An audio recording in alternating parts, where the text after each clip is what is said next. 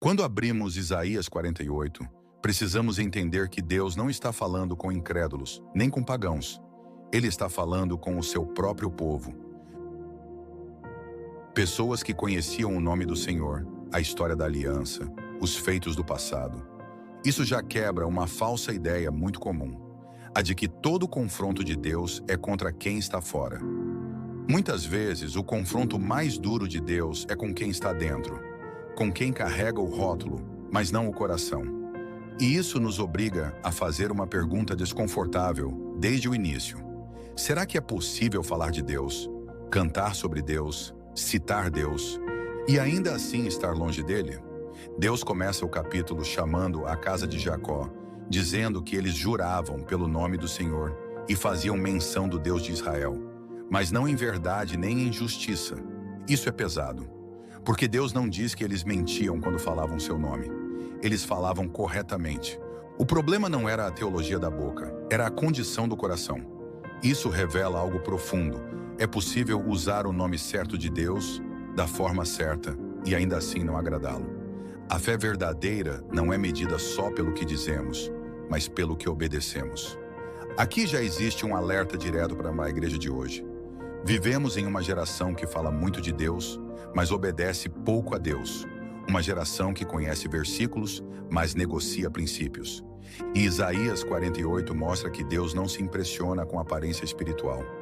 Ele vê além do discurso, além da liturgia, além do título. Ele vê o coração. E quando Deus olha para aquele povo, ele vê dureza, resistência e autossuficiência espiritual. Então Deus faz algo extraordinário. Ele prova que só ele governa a história. Ele diz que desde o princípio anunciou as coisas, que antes que acontecessem, ele já havia declarado. E por quê? Para que ninguém dissesse que foi o ídolo, que foi o acaso, que foi a força humana. Deus está deixando claro que o futuro não nasce do improviso. O futuro nasce da soberania divina. Nada pega Deus de surpresa. Nada escapa do seu controle. Nem o cativeiro, nem a dor, nem o atraso, nem o livramento. Isso muda completamente a nossa forma de enxergar a vida. Porque quando entendemos que Deus governa a história, paramos de achar que tudo está perdido quando algo sai do nosso controle. O texto mostra que Deus revelou coisas novas no tempo certo, não porque Israel merecia, mas porque ele queria impedir que o povo atribuísse sua glória a outros deuses. Deus protege a sua glória, porque a sua glória é o que sustenta a verdade. E então Deus revela o verdadeiro diagnóstico espiritual do povo. Ele diz claramente que sabia que eles eram obstinados, que o pescoço era de ferro e a testa de bronze. Essa linguagem não é poética à toa. Deus está dizendo que o problema de Israel não era ignorância, era resistência.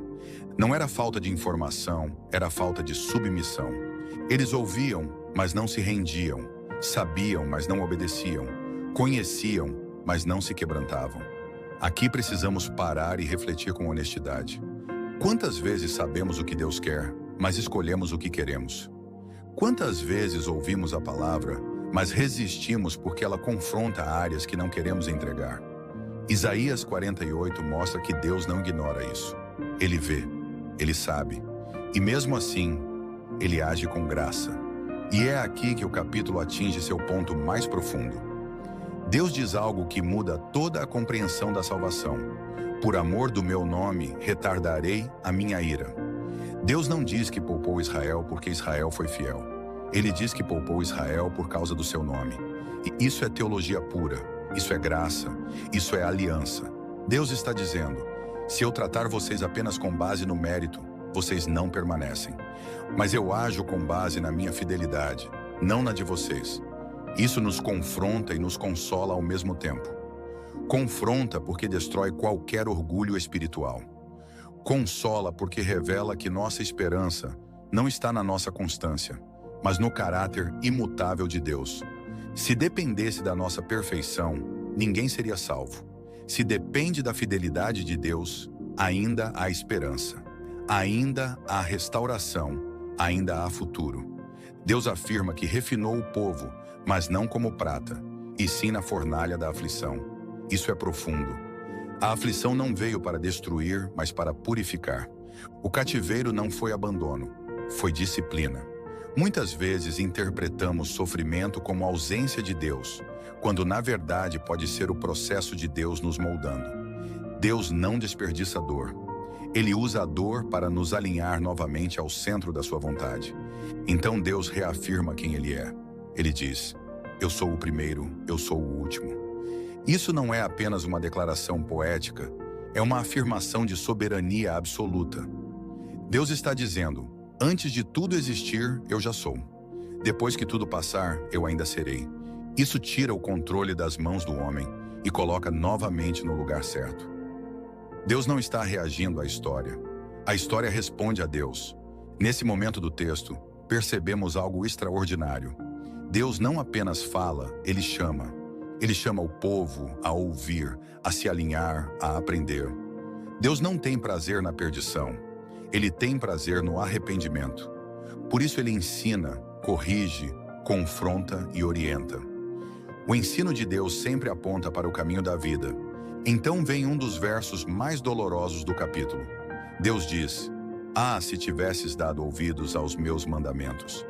Não é um lamento de fraqueza, é um lamento de amor.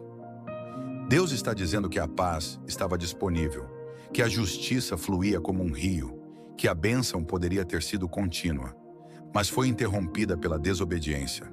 Isso nos mostra que muitas perdas na vida não são ataque do inimigo, são consequência de escolhas. Aqui aprendemos algo essencial. Obediência não é peso, é proteção. Mandamento não é prisão, é caminho. Quando Deus orienta, Ele não está tirando liberdade, está preservando o futuro. Mas quando o povo rejeita a instrução, Ele rejeita também a paz que vinha junto com ela. E então o capítulo caminha para o chamado final. Sai de Babilônia. Isso não é apenas um deslocamento geográfico, é um chamado espiritual.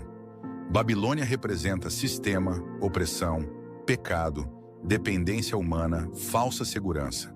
Deus está dizendo: não dá para experimentar libertação permanecendo no lugar do cativeiro. É preciso sair, é preciso romper, é preciso obedecer. O texto mostra que Deus conduziu o povo, abriu caminhos no deserto, fez brotar água da rocha. Ou seja, quando Deus chama para sair, Ele também sustenta no caminho. A obediência nunca nos leva para o vazio, ela nos leva para a dependência correta, dependência de Deus. E o capítulo termina com uma frase forte, direta e sem negociação. Não há paz para os ímpios. Isso não é ameaça, é diagnóstico. Fora da vontade de Deus, não existe descanso verdadeiro. Pode existir prazer momentâneo, sucesso aparente, estabilidade externa, mas paz verdadeira só existe no centro da vontade de Deus. Isaías 48 nos ensina que Deus é fiel mesmo quando o homem falha, que a história está sob o controle do Senhor, que a disciplina é prova de amor e que a paz está ligada à obediência. Esse texto nos chama a abandonar a religiosidade vazia e abraçar uma fé viva, sincera e submissa. E quando olhamos para tudo isso à luz do Novo Testamento, entendemos que assim como Deus libertou Israel da Babilônia, Ele nos libertou do pecado por meio de Cristo. Não por mérito, não por justiça própria, mas por amor ao seu nome. A mesma graça que sustentou Israel é a graça que hoje nos chama a sair do cativeiro e viver em novidade de vida. Obrigado por assistir.